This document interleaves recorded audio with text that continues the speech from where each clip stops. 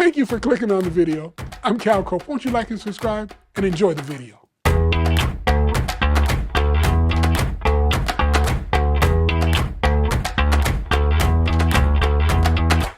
Well, welcome again to How Love Can Last Forever After All. I'm your host, Cal Cope. So glad you could be with us again. We are now in the fourth episode of this series where we're talking about how do we reveal our understanding of how we see relationship. And today we want to talk about specifically how do we validate the process. So you've got to understand that relationship transformation, it is not an instant thing. Studies of emotional regulations and process-orientated growth confirms that sustainable change requires time, self-compassion, and emotional endurance. This stage normalizes the discomfort that occupies the real development. You've got to understand that it's going to take time. One of my favorite books is Changes That Heal. And in this book, it talks about how the three components needed for healing is truth, grace, and time. Truth, grace, and time. And so it's important for you to understand that oftentimes when you learn the truth about your circumstances and you learn the truth about your situation and you learn the truth about the dysfunctions that exist in your life, oftentimes you're going to find the part that you played in it, that you thought were the proper responses, but the truth reveals to you, that really wasn't going to get me to the desired destination. That the familiarity of how things have been done in your life doesn't line up with the truth of you trying to get to a healthy relationship that embraces your growth, your peace, your stability.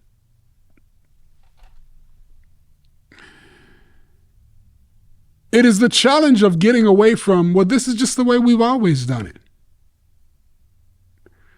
But when you think about that statement, what you are really exposing is the fact that you want to stay in what's familiar. But this validating your process, this stage is so important in normalizing the discomfort that accompanies the real development. There's going to be some level of discomfort. You know, when you're in school and you are deferring your gratification because you want to get whichever degree it is, a BA, a master's, a PhD, there's going to be times of discomfort. You know, one of the things I remember specifically about LeBron James, and he talked about how he was fresh out of high school. And for those of you who haven't really thought about it, you know, professional basketball players, they may practice for 3 or 4 hours a day. And then the rest of their time is their own.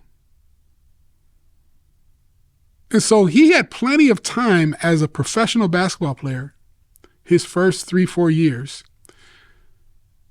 to do everything the team asks him to do and still go to college parties that his friends were going to and still hang out with people, all of those kinds of things. But because he was locked in on trying to be the best player he could be, he did not opt in for those temporary pleasures. He chose to commit himself to his craft. Now, you know, I think in retrospect, 20 years into the game, I think he is realizing that he could have balanced that a little bit more. But I think the major point that I want you to hear is that he made decisions to be the excellent player that he is today. And by all accounts, he's made some pretty strong decisions around having healthy family relationships. Right? His high school friends are still his high school friends, and I think many of them are in business with him, working with him. His high school sweetheart is now his wife. I don't think that happens by accident.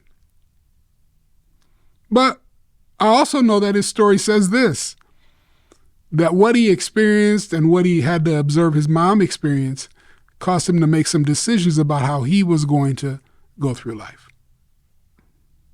And so validating this process, when you want to change, when you realize that what you have been dealing with has not been the healthiest for you, when you realize that what you are seeing on your app feeds, the Facebooks and the Instagrams and the TikToks and all of those kind of things that give a great imagery of wonderful life, when you realize that that may not actually be the truth, that may not actually be the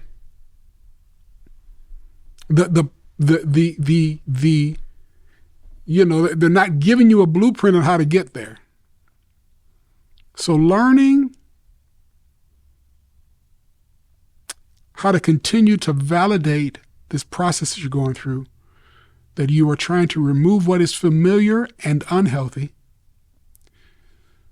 to things that are initially unfamiliar but are taking you to a healthy place. You know, the easy example is you used to eat all fried food and now you are transitioning to baked. I tease all the time. Years ago, I had my doctor tell me that I shouldn't eat any fried food. It was really actually fun. I was on the go. My job always had me on the road, and so I found myself oftentimes, eating fast food and eating out of vending machines, and when I went home, my favorite food was oftentimes fried food.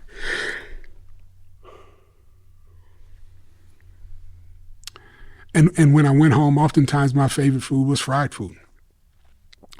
So I remember being at the doctor, and I'm young. I'm under 30. I'm like 26, 27, 28 kind of thing, and I'm not doing too bad in terms of my health. But in his counsel to me, he asked me, what were my eating habits, and I told him, and he said, "You're gonna head down a path you don't want to get down to, so you need to do this." He said, "If you've got to get it out of a vending machine, you shouldn't eat that." He said, "If you have to go through a drive-through to pick it up, you can't eat that." And he said, "If you have to get it out of a deep dish fryer, you shouldn't be eating that." And I literally said to the man, "Then what am I going to eat?" Because at that point in my life, that was all I was eating. Needless to say, were a whole lot of vegetables in there. And so what was familiar, what was comfortable, what tasted good to me, I had to begin to change my menu. And it was uncomfortable. And it was unfamiliar. But I can say 25 years later, I have increased my menu options. And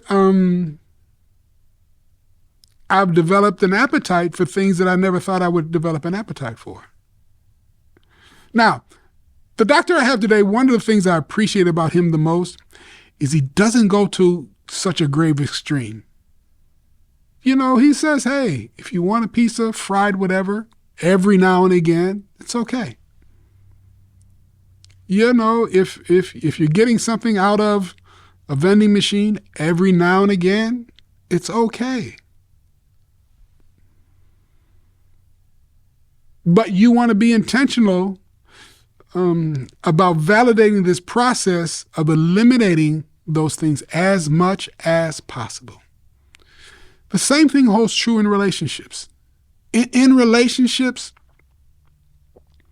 there are going to be some things that as you continue to get a better understanding on this concept of the frequency illusion,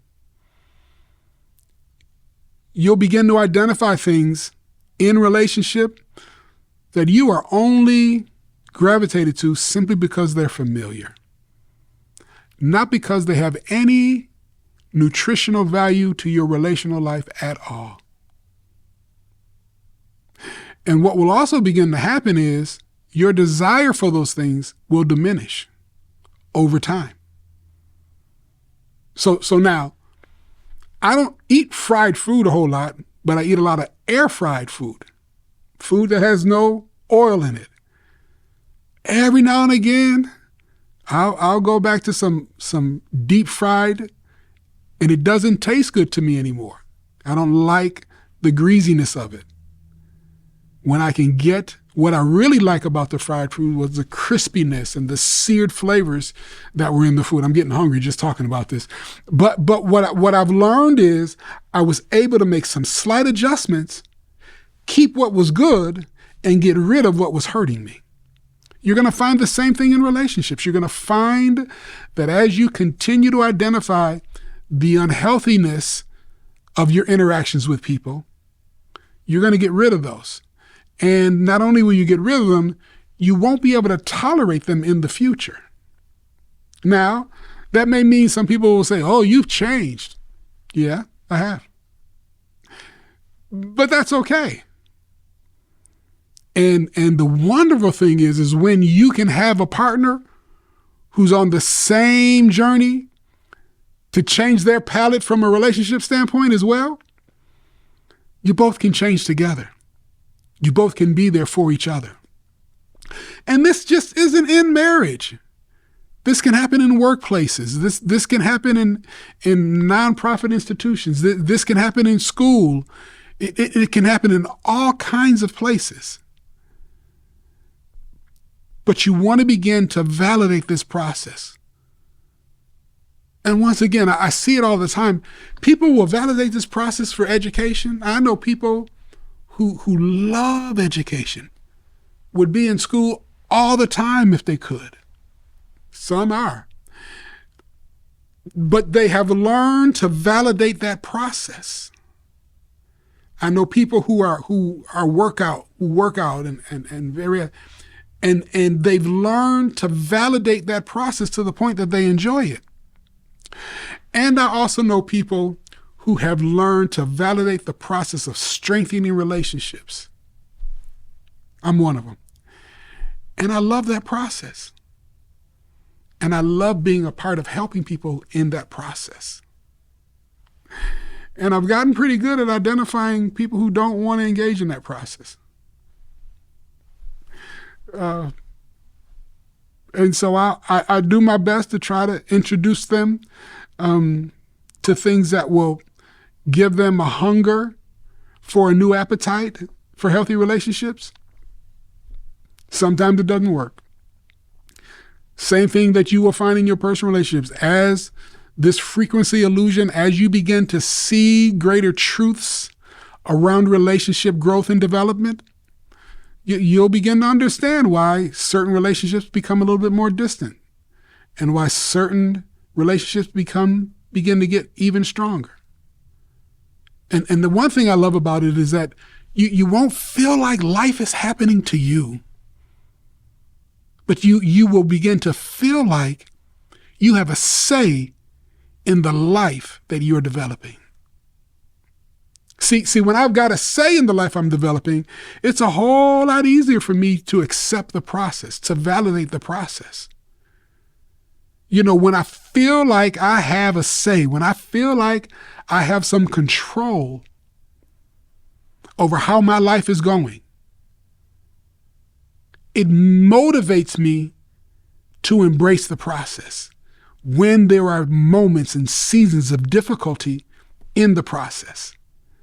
There's nothing in your life that as you are processing that doesn't have moments and seasons of difficulty, moments and seasons of struggle, moments and seasons where you think, is it worth it? Anything of real substance is going to have those moments that make you feel challenged. Same thing holds true in relationships. The key is, in your relationships, the two of you walk in agreement of what the relationship is supposed to produce. Are you on the same team? Are you playing by the same rules? It becomes so critical that you understand how important it is to agree so that you can walk together moving forward. And when you learn how to do that, you will find yourself wasting less and less time. And you will find your time becoming more and more productive, because as you continue to walk in truth and you continue to give yourself grace, the time will be something that you will actually embrace as you continue to grow and get better. One of the things that I love about having a physical fitness trainer is he will see my weak points that I can't even see. And then he'll give me the exercises to help me strengthen the places that I couldn't even see. The other funny thing about that is not only do I not see where my most critical weak places are, let's keep it in the physical, because oftentimes it's in your core. I had a trainer tell me one time, it is from here to your knees that is the most critical part. It's that core. If you learn how to discipline and train that core, that's half the battle. But can I tell you that I've learned how to dress in a way that you don't necessarily know when my core is not up to snuff. And that's the way a lot of us do in relationships. We know how to cover stuff up so that we look good, but we have no center core strength. We can't do any real heavy lifting as it relates to relationship. We can't deal with some of the tougher questions that often relationships require. So important that you are around people who will embrace that fight with you. It's the reason why I'm having these cohorts.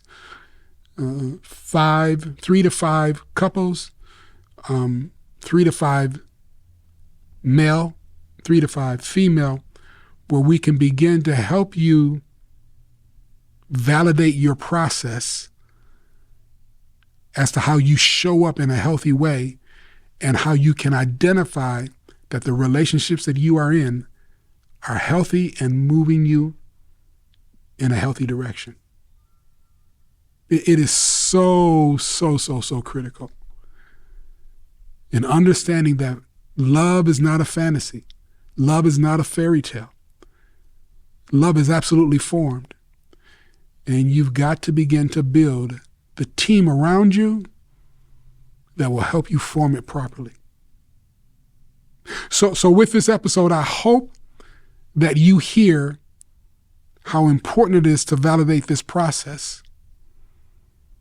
And more importantly, I hope you understand how beneficial it'll be for you.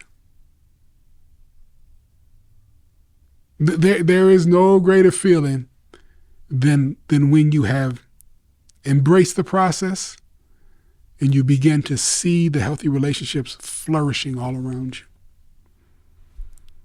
You'd be amazed at what kind of people it'll attract to you. And miraculously, your picker will be fixed. But really what's happening is you are learning discipline and skill set that makes you attractive, and you will attract what you are developing. And so with that being said, I want you to understand that forever love is not a fantasy. Come on, say it with me. Forever love is formed. Thank you for clicking on the video. I'm Cal Cope. Won't you like and subscribe and enjoy the video?